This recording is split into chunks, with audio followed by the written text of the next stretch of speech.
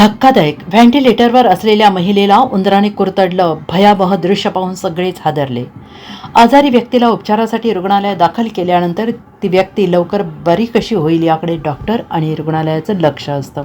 आता एक धक्कादायक प्रकरण समोर आलेलं आहे. मुंबईतील एका रुग्णालयात दाखल असलेल्या रुग्णाचा हात चक्क उंदराने कुरतडला आहे. या घटनेमुळे रुग्णालयाच्या हलगर्जी कारभारावर गंभीर प्रश्न उपस्थित केले जात आहेत. मीरा भाईंदर शहरातील पंडित भीमसेन जोशी शासकीय रुग्णालयात ही धक्कादायक घटना उघडकीस आली.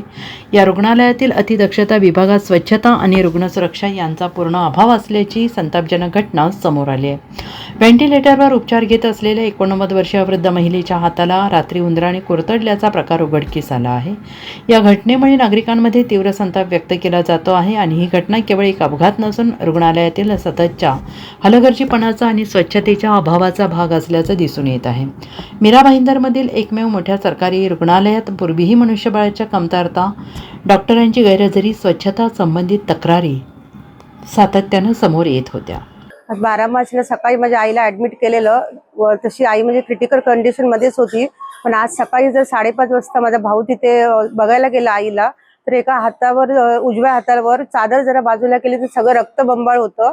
तर आम्ही ते नर्सला सांगितलं तर त्या बोलतात हे बेड सोर आहे म्हणून. जेव्हा त्यांना सांगितलं हे बघा उंदराचे पाय चालले तेव्हा त्यांना कळलं. मग त्यांनी बँडेज केलं आणि मग इंजेक्शन दिलं.